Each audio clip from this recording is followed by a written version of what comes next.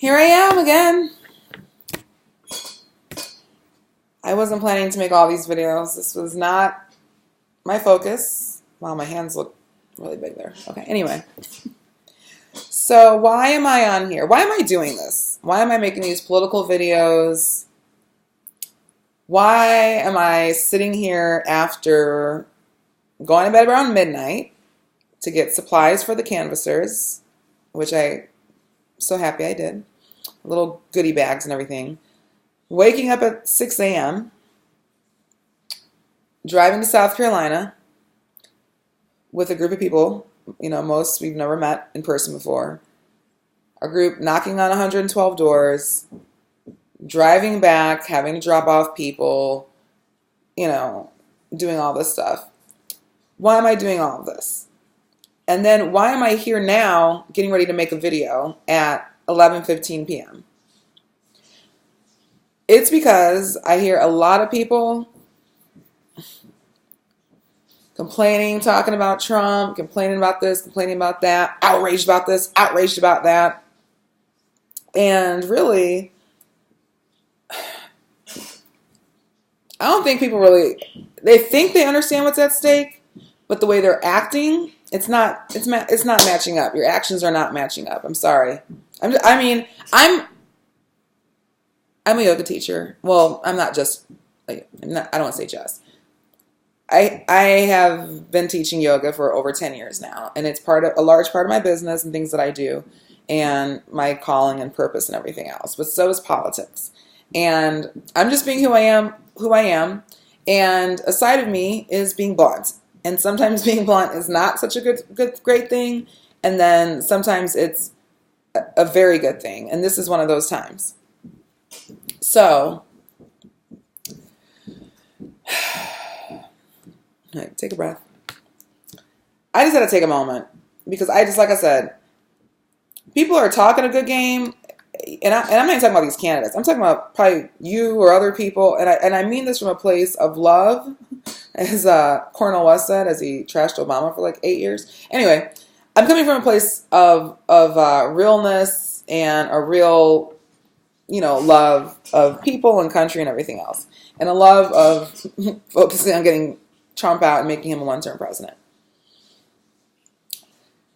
Why am I doing this? Where to begin? How many of you knew that as of last week, the week of December 4th or 5th, how many of you knew that Donald Trump appointed his 170th federal judge? He's appointed 170 federal judges since he's been president. These are lifetime appointments. Lifetime appointments where a lot of these people are men in their 40s. So, and you know how like old, wealthy, corrupt types or just, questionable types, they stay alive forever. You know what I mean? Like, they stay alive forever, obviously because they have great health care and other benefits and everything else. But the point is, these people are going to be on the federal bench for maybe a good 40, 50 years. Lifetime appointments. Then, so that's already now. 170 lifetime appointments, federal judge appointments. If Trump is reelected, he can appoint another 150 judges, federal judges, plus possibly 2 to 3 Supreme Court justices. It doesn't matter who's president. It doesn't matter who wins the Senate at that point. I mean, not that it doesn't matter, but what I'm saying is like these people are literally Mitch McConnell. There's an article out there. People probably just read the headline and kept on moving. But there's an article out there where Mitch McConnell a week or two ago quoted, gave some press conference or some statement. And he was like, we are altering like the face of the courts in this country. Courts protect culture. Courts protect culture. Someone doesn't want their kid to go to school with someone who's a different race. I don't want to hire you because of your who you love. Um, you know, I don't want you to, as a black woman, I don't want you to wear your hair naturally that comes out of your head. Like California literally just passed, something to protect black women from naturally growing hair out their head. Culture. Courts protect culture. Anyway, I can't even go. That needs to be a whole other video. Do your own research on that. So again, this is why I'm doing what I'm doing. All right, let's go to, get this up. Food stamps. Trump is getting ready to kick off, I think it's like 700,000 people or something, from having food stamps. How cruel. Children, very poor people, and again, they may not need food stamps forever, but for a moment, or just maybe, or, however long, but just like to feed your child, and you're going to you're going to deprive like the people who need it the most. Cruel.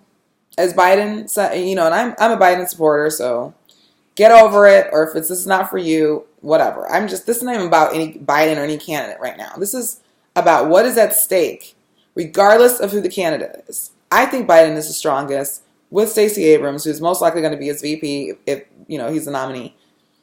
This is what is at stake. Okay.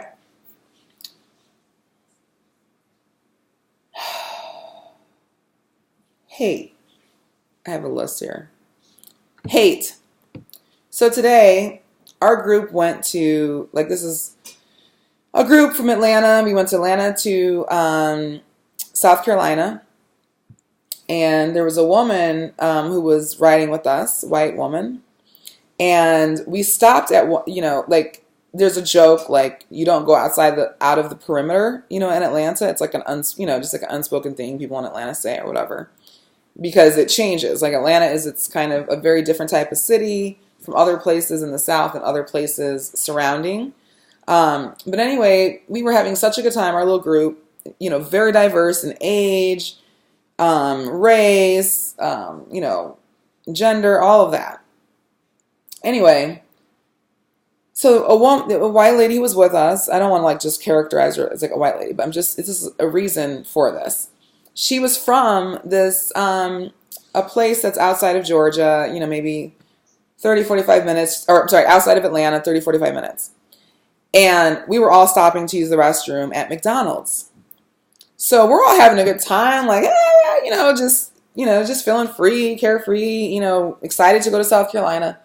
And she was like, hey guys, let's kind of, stick together when we go into this McDonald's to go to the restroom. And so I thought, I just learned about this story 45 minutes ago when someone else who was in the car with me, Kimi, my best friend, she went with us, she told me about it. When I heard this lady say this, I'm thinking, because I'm not from the South, but I love the South. My dad's from the South. But anyway, I'm from Chicago. But I'm thinking that she meant everybody stick together because we were in a big group and we don't want to leave anybody or lose anyone and everything, because we kept making jokes about that. So anyway, come to find out, Kimi tells me, she's like, yeah, Jay, I'll call her, Jay was telling us, she's from that town where we stopped for the McDonald's. And the reason she was saying everybody stick together is because she said there are just stone cold racist people in this town, to the point where there's a man who's sitting on the city council who was a teacher who is probably in the Ku Klux Klan, no joke, but he was promoting the Klan, talking about slavery, fed people and all kind of craziness. And she's like, yeah, he's still, appointed and everything. So she's looking out for our safety. Self-hate. So two of the women that we were with today, again, one, and I hate bringing race, but I'm just trying to provide context and who their experiences and how they're experiencing the world. So one white lady, one black woman, African-American woman, both of them are social workers. So, they were talking about, various issues and everything. So the white woman was saying, Jay, she was like, yeah, a lot of really poor people blame other poor people for why they're poor. And the more we were talking about it, it's like clearly there's some self-hate there, Now that's even too deep. I mean, I'll have to bring Kimi in to kind of unpack it. Like she can, yeah. I'll bring her in another time to unpack that. Okay, let's move on. Okay. Voter suppression. Oh my goodness. I know someone right now personally who I have known for over 20 years who is right now in a battle regarding voter suppression in the state of Georgia. She's even like part of a lawsuit. And it's like different things that have been going on for over a year or two, it's like you don't think it, because again, voter suppression is not Ku Klux Klan burning a cross in your yard. It looks different right now. It looks like clerical errors. Oh, you changed your street, boulevard to, provisional ballot. And, oh, we're going to have, 2 voting machines in a place that's a huge, precinct. Oh, power went out. Where's our outlets and plugs? Anyway, she's involved with this right now. Every moment that we think, things are under control and, whatever. I mean, and she's giving sworn testimony sworn testimony to things that are happening to her under the court of law. This is not like just play stuff, this is real. She's in court, or, not in court, but she's part of a lawsuit. Anyway, every time we think we know everything, something else weird happens, where it's almost getting to the point where it's like, is the governor or, the Secretary of State in whatever way, shape, or form, are they targeting personally people?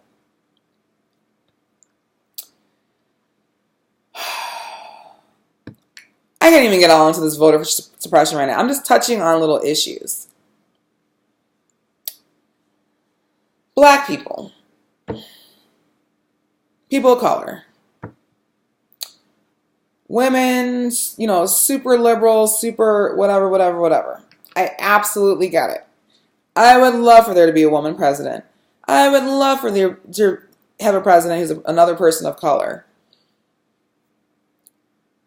et cetera, et cetera. Whatever groups, et cetera.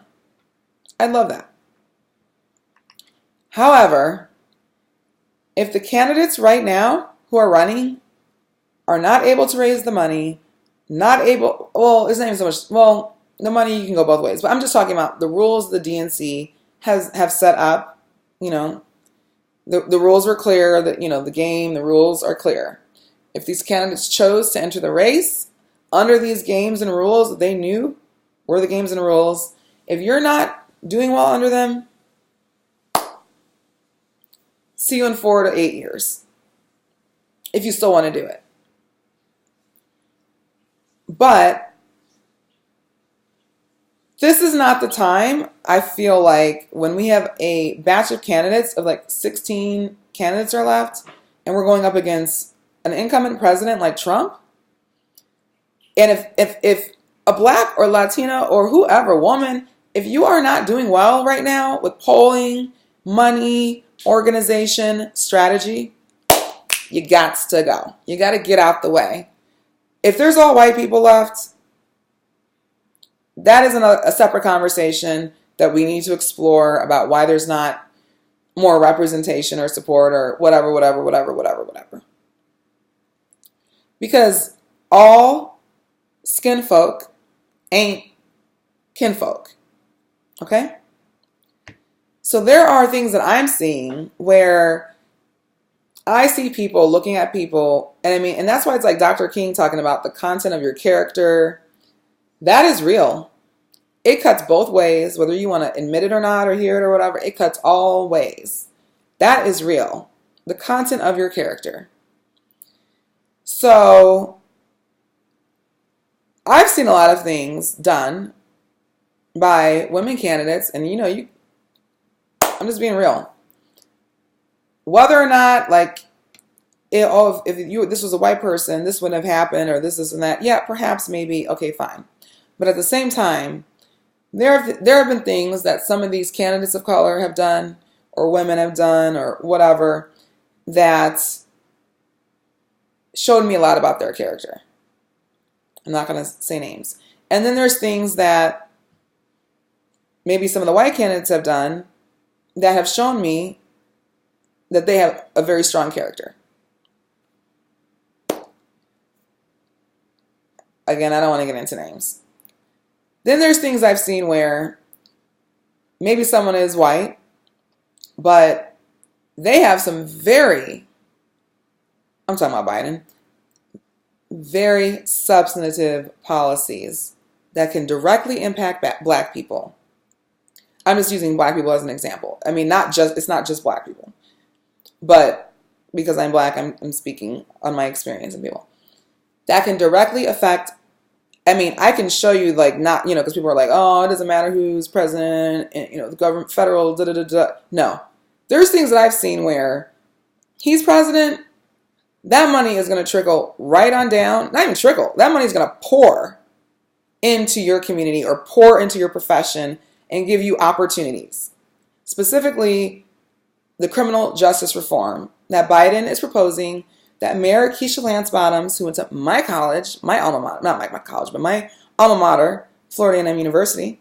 She's the mayor of Atlanta. And it's based on things that she has already implemented in Atlanta, and it's changing the whole criminal justice reform. It's like revolutionary in this country.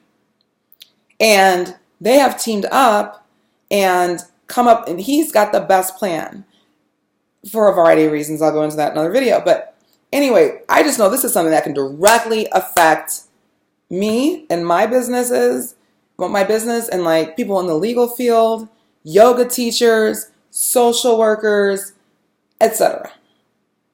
But some, because mostly Biden's got a lot of black support from voters. But some black people are so caught up, I don't want another white man as president.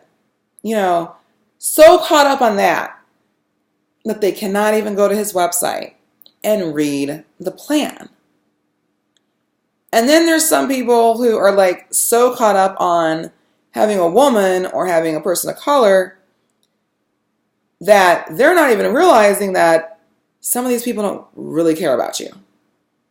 They really care about them.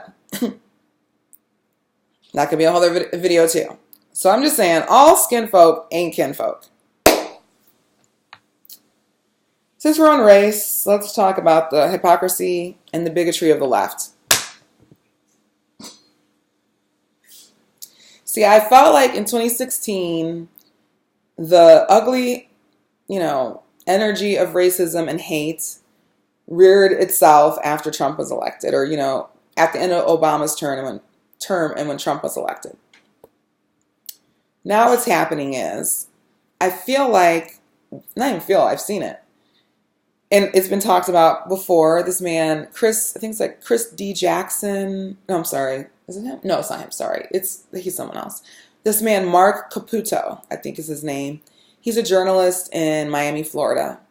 And he tweeted the other day, and he was kind of like, at what point, he's like, when it's behind closed doors and private circles, when non-black African-American people are, those liberal progressive circles that we're not in, or not that we're not in, but when we're not in the room.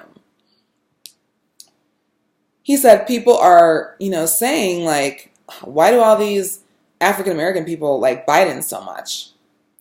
They're just ill-informed. Like, they don't know what they're talking about, and they're just going off of this. And he's like, and the conversation, he's like, it's bringing out this bigotry of the now I don't say the Democrats, but Democrats, yeah, but specifically super liberal, progressive people. Y'all gotta watch that. Y'all gotta watch that.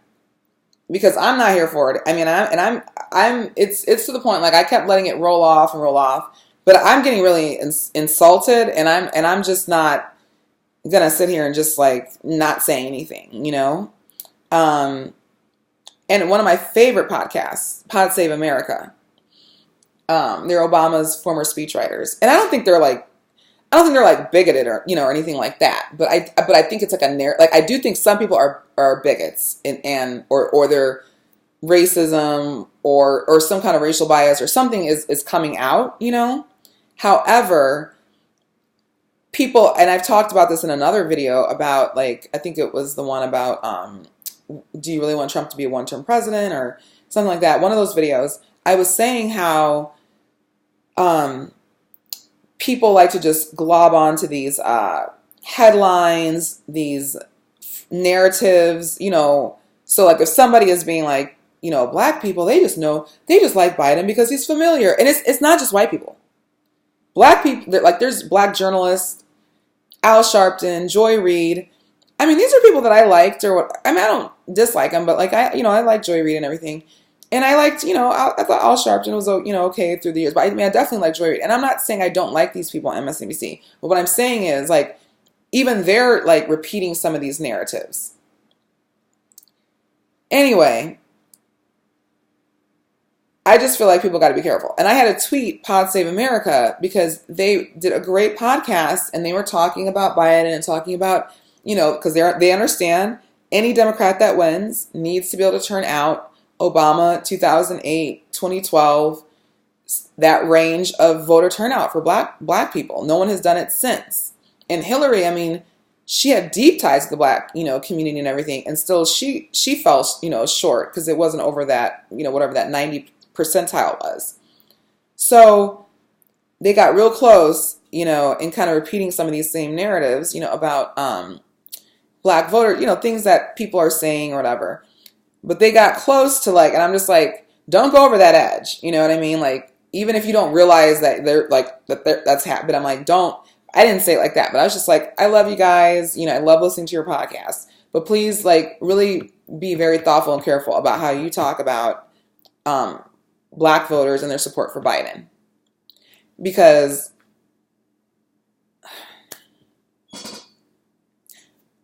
African American people, black people, whatever, we're some of the most sophisticated, smart, educated, informed, aware voters ever in the history of this country. Outside of, like, those real structures of power and white supremacy and everything else that have, like, and I won't say outside of, like, we're right there with them, because it's like we understand from our history the importance of voting. That's why it's a psychological block and a level of apathy and self-hate and all these other things when, you know, I feel like specifically when black African Americans, you know, don't want to vote. And I mean, a lot of times it's for good reason, because you're being, like, suppressed and this and that and, like, pushed down, and you have to go through all of this. But it's like, people died for a reason. Lawsuits are brought for a reason throughout time around this is why, literally, okay, this brings me to my next point.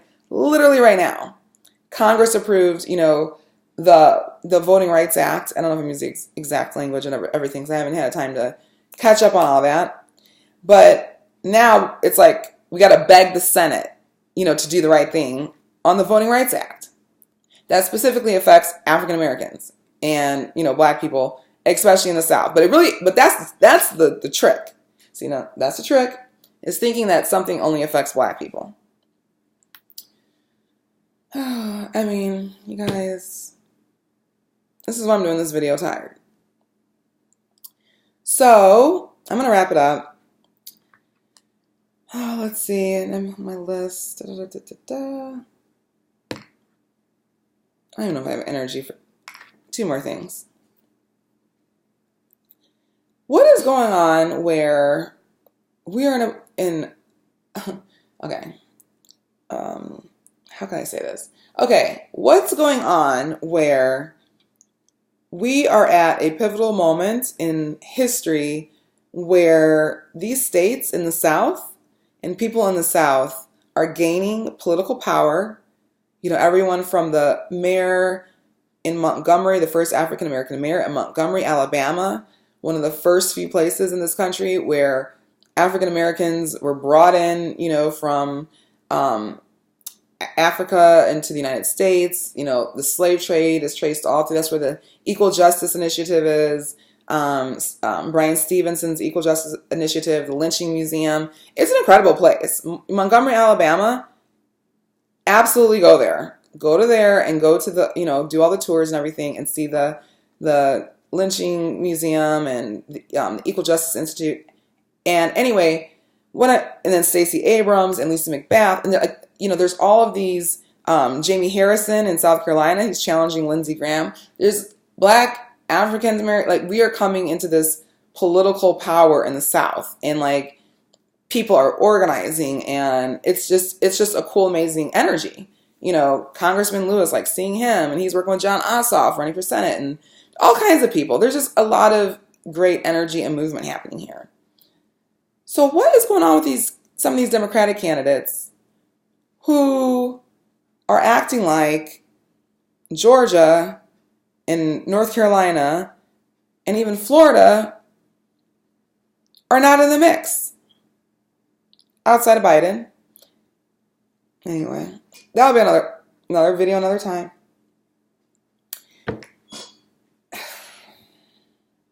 Oh yeah, wrap this up. So everything we just talked about this is why. Oh, sorry, one last story. The man who was driving us today, Ray, extraordinary person. He knocked 1,000 some doors by himself, you know, over time for Stacey Abrams. He's done a lot for Congresswoman Lucy McBath and, you know, all kind of candidates. So he drove us today. And he was talking about this detention center that's in Georgia that's been holding various people who came over the border for years and have not been charged with anything. Does that sound familiar? I mean, it sounds familiar for a variety of reasons. For like things in, you know, American, you know, African American history and civil rights, but what it reminds me of is Guantanamo Bay, Cuba. But now it's just in our backyard. So anyway, they bring up groups to go to these detention centers to give people hope. Because a lot of these people are shifted around the country. You know, maybe you came in, this man traveled from Somalia to South America and then crossed in, you know, into the United States along the way through South America, Central America to get to the United States because his entire family had been murdered because of his religion. And he was escaping to come to America. And America used to be a place that would accept asylum seekers for things like that. Anyway, so now this man is in a detention center.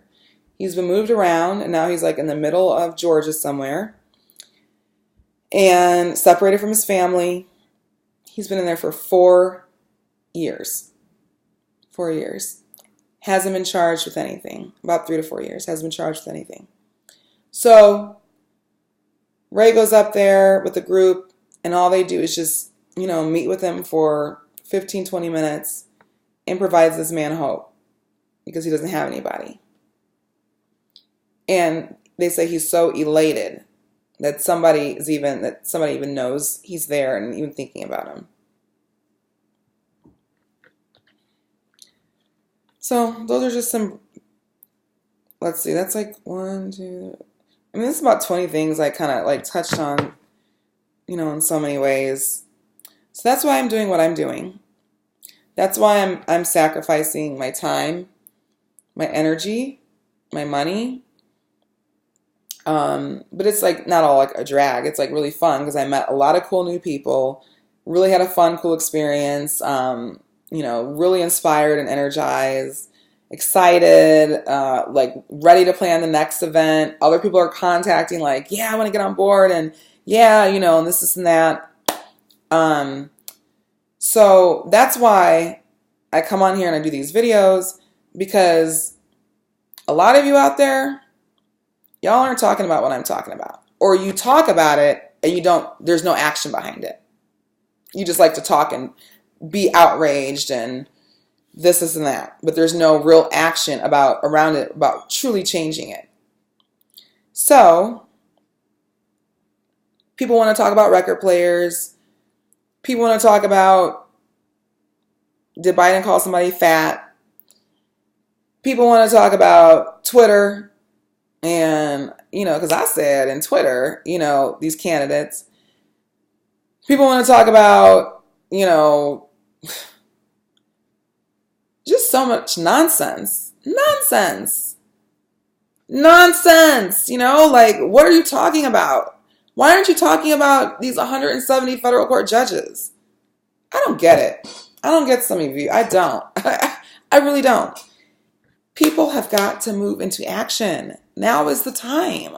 Like, I'm tired of hearing people be like, and then when and then in the general, I'm going to do this, and then when and then later on, I'm going to do this, and well, guess what? You're going to look up, and it's going to be over, and you're going to be sitting there crying. I don't know. I just feel like, get right with yourself. Ask yourself again, do you want him to be a one-term president?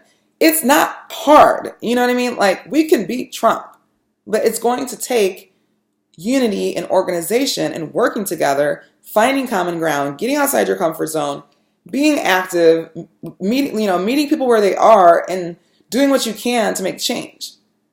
But a lot of people I'm seeing, and when I say a lot, I'm talking specifically in my circles, outside my Biden people. And I'm not just being biased to Biden. I'm not even seeing other people do a lot of things for these other candidates that they think that they're for. Instead, they want to come and contact me on my phone or on my, Facebook and everything, and they want to like down Biden. No, they don't even want to talk about their candidate. They don't want to there's some people out there talking about they support all these other people. They don't post about these people. They don't back these people's policies up. They haven't gone to a phone bank. They haven't gone to canvassing. They claim they're donating. Donating is important, but I think even some people are lying. I don't even think they're really donating like that. You guys, what is going on? If this video doesn't apply to you, then ignore it. It's not for you. If you're feeling anything, or if this is you, get right with yourself. Get honest. Get in the mirror and ask yourself, do you want Donald Trump to be a one-term president? If you do, you're more than welcome to contact me, and I'm happy to get you set up with the Biden people. If you have another candidate, worry about them. Worry about them. I'm worrying about Biden.